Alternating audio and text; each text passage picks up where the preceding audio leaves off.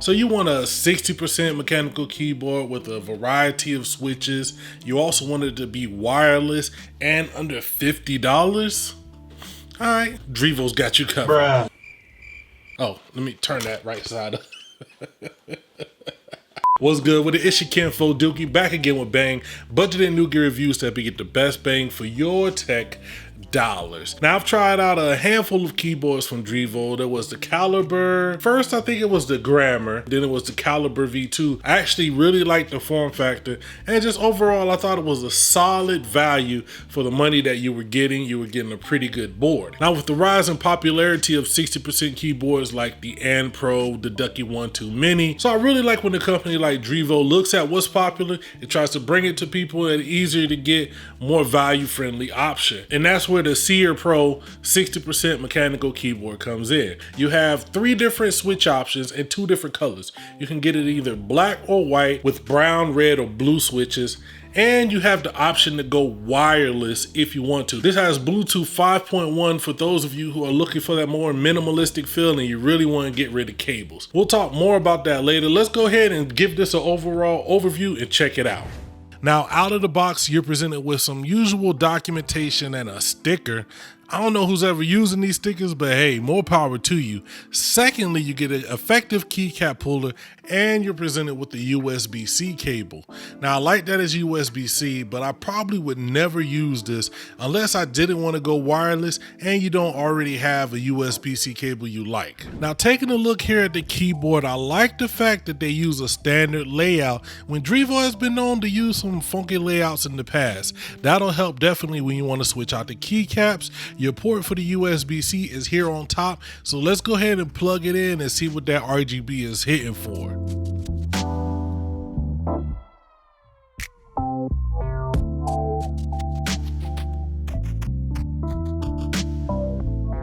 Now when you pull it out of the box, you immediately notice that it's similar in size and shape to other 60% keyboards. Now it is plasticky, this back case is all plastic. I believe there's an aluminum plate in here to help keep it sturdy, but I mean, this thing,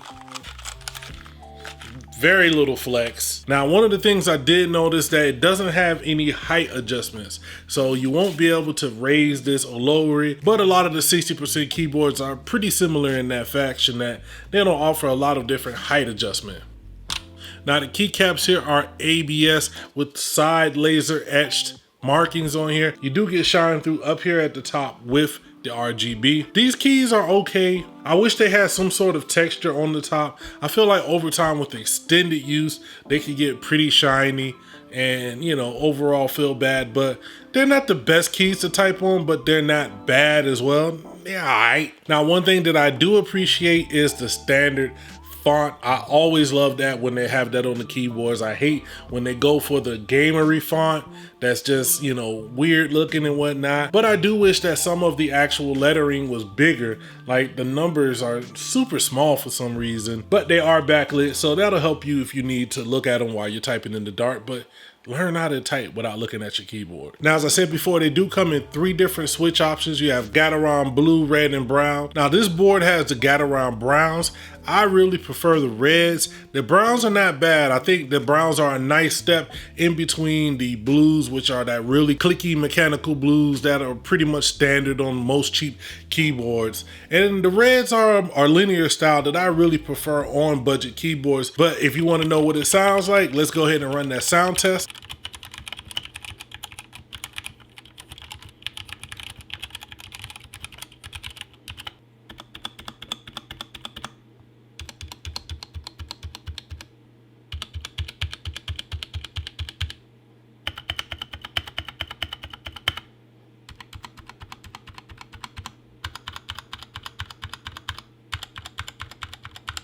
Not like Drevo's other peripherals, you do have access to the Drevo Power Console. I'm not the biggest fan of the software, but it does give you that added functionality that you may be looking for. If you're into macros and setting different keys and really going in and programming this board to get it to where you want, you can go in there and do that. You can also change the lighting, which if we're going to talk about the lighting is solid. I really wish the lighting was brighter. I noticed that on this white keyboard, if you're not using it almost in the dark, the lighting isn't really that visible. It almost has a diffused look to where you can definitely see it, but it's not as bright and as vivid as compared to some other keyboards.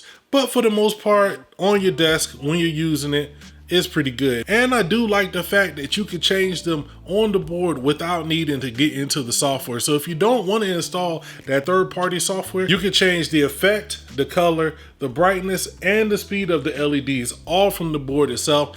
And if you really don't like RGB, you can turn it off. Now, another reason that you might want to try your hands with a Seer Pro is that this does offer you Bluetooth 5.1 connectivity. So having it on your desk for that minimalistic gaming experience is just pretty clean. Honestly, I've never really cared about using any of my keyboards in Bluetooth, as I actually really do like my cables. But if you don't love cables, you're not the type to go spend money on a nice coiled cable to connect, because it does have USB-C connectivity, which is a plus, then you can throw this on your desktop in Bluetooth mode. It connects easily. If you're not using it, about 30 to 40 seconds in that range, the lights will turn off to help preserve the battery. But I've been using this for a couple of days with no charge, and whenever I go to my desk, it powers up. I just hit a button to activate it. It powers up, connects to my computer, and I'm good to go. I don't even notice it.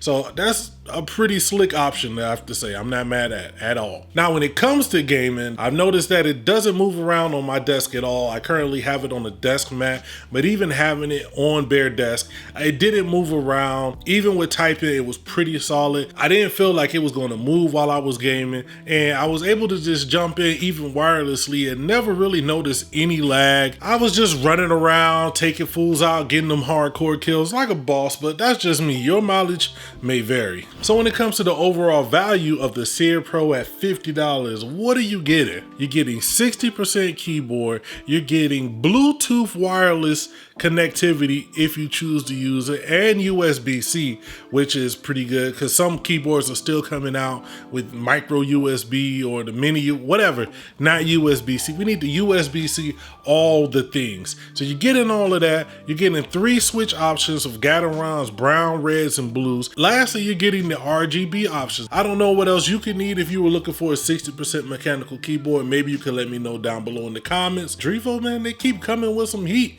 You might want to check it out. It's your kinfolk Dookie. Make sure you like, share, and subscribe, and never forget to holler at your boy.